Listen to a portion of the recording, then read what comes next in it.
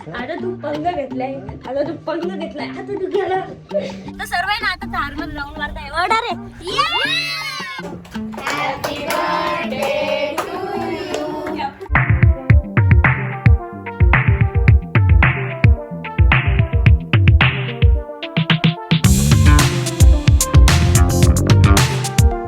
नमस्कार मित्रांनो, मी तुमचा लाडका Harshad Gadekar. Here we go.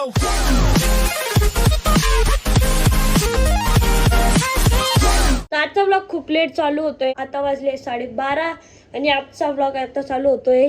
आणि आता आलोय मी माझ्या रूम मध्ये आणि माझ्या रूम मध्ये बघा कोण आले आज. पप्पा आले माझ्या रूम मध्ये. कसं काय आले पप्पा रूम मध्ये? काय करते काय नाही. आणि इकडं आबा दादा बसलेला आहे. आणि आता आहे ना मला अभ्यास करायचा आहे कारण की उद्या शाळेत जाणार आहे म्हणून. कारण की ना 2 दिवस सुट्ट्या होत्या म्हणजे 3च दिवस पकडा कारण की फ्रायडेला हाफ डे होता ना तर ती सुट्टीच पकडल्या जाईल. 3 दिवस सुट्ट्या होत्या. मी अभ्यास काही केला नाहीये तर आता अभ्यास करतो. आणि काही आता एक खुश खबर भेटलेली आहे म्हणजे उद्या आणि परवा म्हणजे 2 आणि 3 ला सुट्टी आहे शाळेला. खुश झालं सुट्टी. 5 दिवस लगातार सुट्ट्या होत्या. आधीच्या 3 आजची पकडून आणि अजून 2 5 दिवस. होळीला सुट्टी नसते ना? असते ना आम्हाला असते ना. धुलिवंदनला ते फक्त होळीला नसते मे बी. होळीला आहे पण आम्हाला दिलाय ना ग्रुपवर मेसेज. कसं वाटतंय तुला सुट्टी दिली आहे? नाही मला एकदम छान वाटतंय कारण की बरं आहे ना तू माझ्या सोबत राहतो 2-3 दिवस. हो yes guys I am so happy happy happy. म्हणजे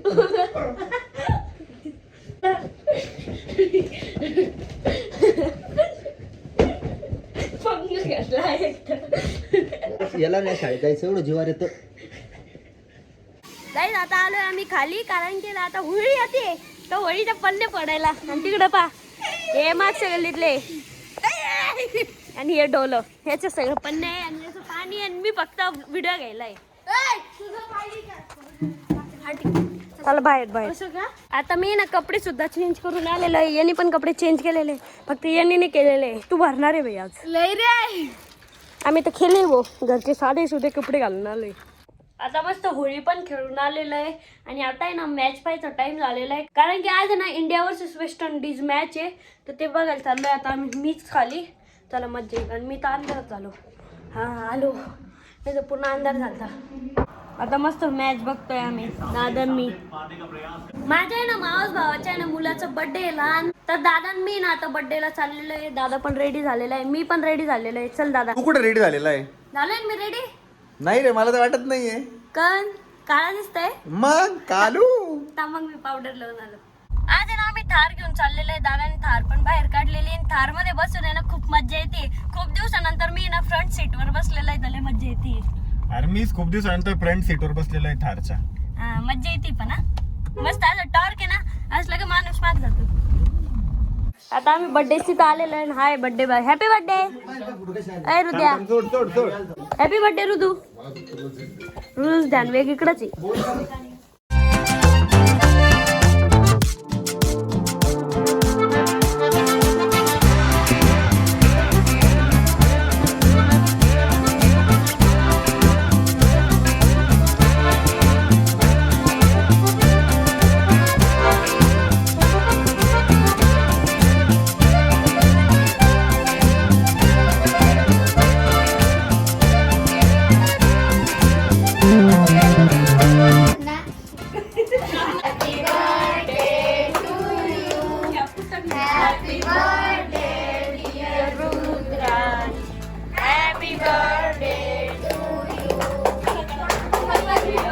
आता आम्ही ना केक खातोय. बर्थडे सेलिब्रेशन पण झालंय. आता आम्ही ना जेवण करायला ना एका हॉटेलवर आलेलो आहे. आणि आता आहे ना दादा आणि कल्याणी ना 100 खेळत आहे.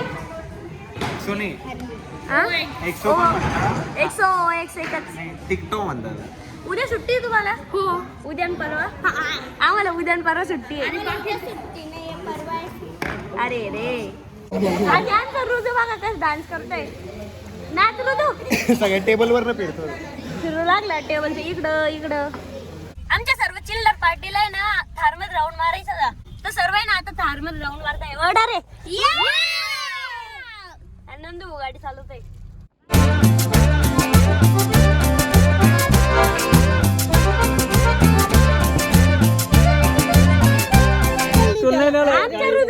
पाताल नेलं नव्हतं तर. अरे रे रे रे काय झालं?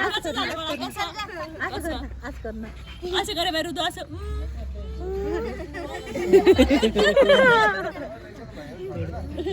अरे रे चक्कर नाही मारला रे अरे सगळ्याला नेलं रे पप्पानी पप्पा पण गेलते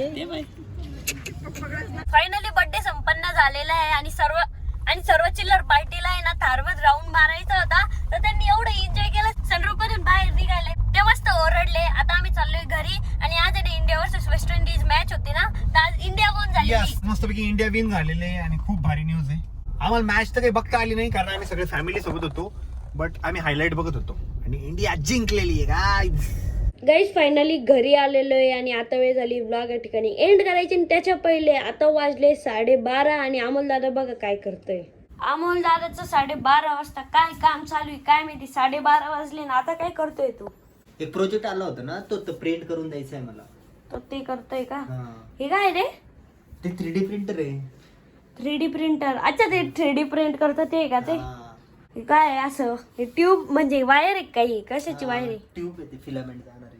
फिलामेंट आणि असे ब्लॅक ब्ल्यू असे वेगळे कलर राहते का फिलामेंट. फिलामेंट असतं. तुला एक दिवस मी चालून दाखवतो ना फुल कसं वर्किंग करतो. आणि आता तू लॅपटॉप वर काय करतोय मग. डिझाईन बनवतोय बघ. हो का म्हणजे ते डिझाईन असते. म्हणजे ते लॅपटॉप त्या 3D प्रिंटरला कनेक्ट होऊन मग ते 3D प्रिंटर बनवतं. पहिले ना आपल्याला ही डिझाईन बनवावं लागते सॉफ्टवेअर मध्ये मग ती डिझाईन बनली ना तर ते ऍज इट इज आपल्याला असं प्रिंट करून देतं. आणि हे काय मग हे ते तर नोझल आहे ना त्या नोझल मधून ते हिट होतं आणि आपलं फिलामेंट बाहेर निघते. आणि हे इथं ते कॅमेरा आहे. इथं कॅमेरा पण आहे त्याला. आणि इंटरेस्टिंग तुला माहिती आहे मी आता हे प्रिंट केलं होतं रिसेंटली दाखवतो.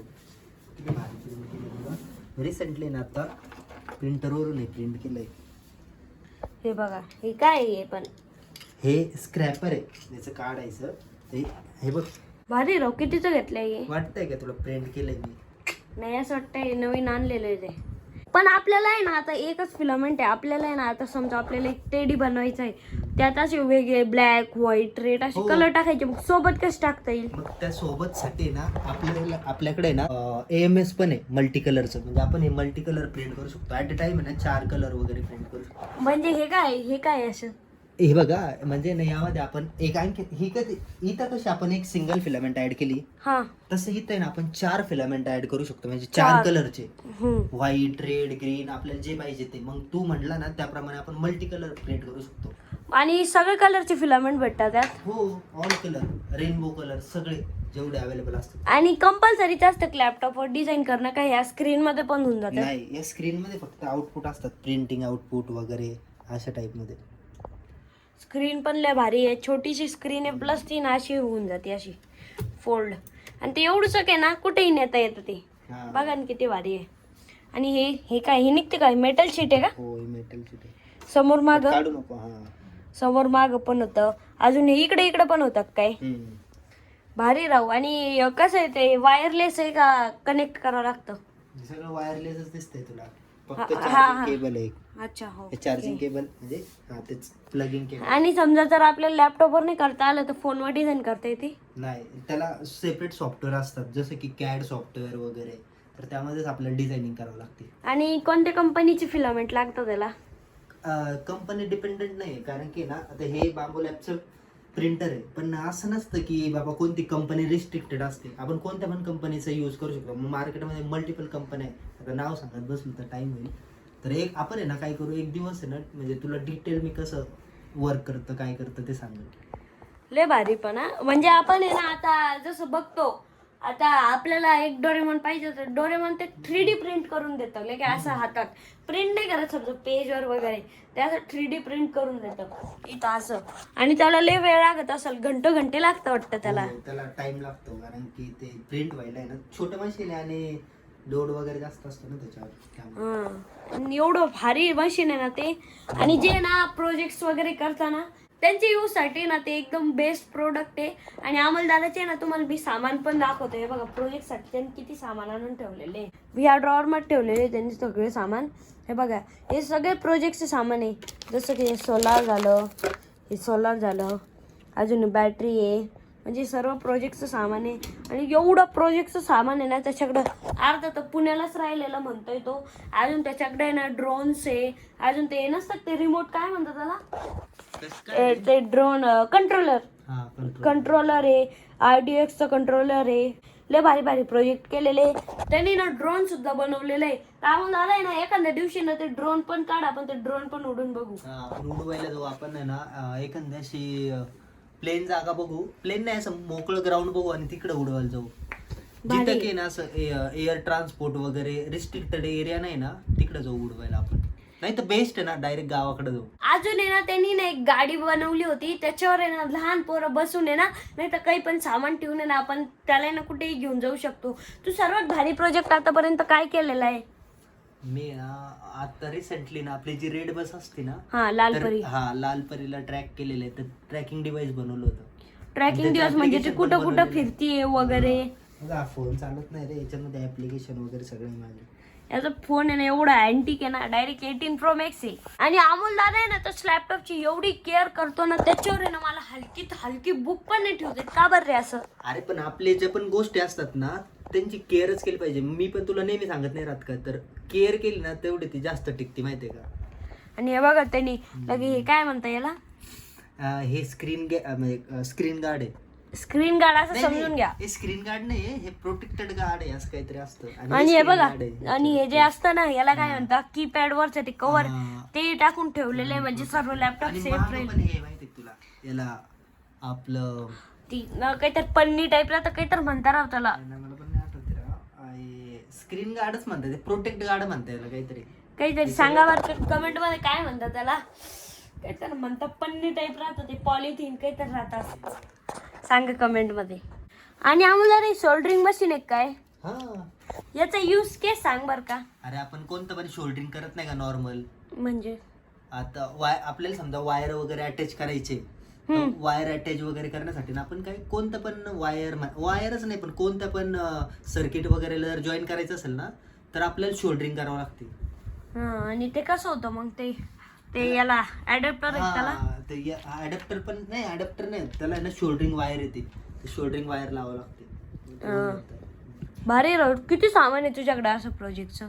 तुला एक दिवस आहे ना मी डिस्क्रिप्शन मध्ये दाखवलं सगळं काय काय सामान आहे वगैरे. म्हणजे त्याचे ना तिन्ही कप्पे ना प्रोजेक्टच्या सामानाने भरलेले आहे. आणि प्रोजेक्टचा एक फायदा असतो की ना आता आपण समजा एक ड्रोन बनवलं, त्याच्यात आपण आहे ना लय सारे सामान टाकले ना, म्हणजे आता काय काय टाकता येईल ड्रोन मध्ये, समजा कॅमेरा, अजून मेटल बॉडी, अजून बॅटरी वगैरे, तर ते ना रियूज करता येते. ते डिसअसेंबल पण करू शकतो, असेंबल पण करू शकतो. जर आपल्याला ड्रोन बनवायचं तर ड्रोन बनवू शकतो, जर ड्रोनने बनवायचं ते दुसऱ्या प्रोजेक्टच्या याच्यात कामात येतं. हो, ते प्रोजेक्टचा आपलं यूज म्हणजे कोणतं पण कंपोनंट असतं ना तर आपण ते दुसऱ्या ठिकाणी यूज करू शकतो. यस. आणि असं आहे ना आता संभाजीनगरमध्ये एखादा टेकचं आहे ना हे झालं पाहिजे, एक किती मजा येईल असं ड्रोन वगैरे कसं बनवता वगैरे सगळी इन्फॉर्मेशन दिली पाहिजे. तुला काय म्हणायचं, एखादी अकॅडमी वगैरे ओपन झाली पाहिजे का? अकॅडमी नाही, एक एक्सपो टाईप. गाईज तर आता वेळ झाली ब्लॉग या ठिकाणी एंड करायची. आणि त्याच्या पहिले तुम्हाला माहिती मी चॅलेंज घेतलेलं आहे, मला 26 एप्रिल पर्यंत 1 लाख सबस्क्रायबर करायचे, तर लवकर चॅनलला सबस्क्राईब करून घ्या. भेटूया नेक्स्ट ब्लॉग मध्ये. Bye bye.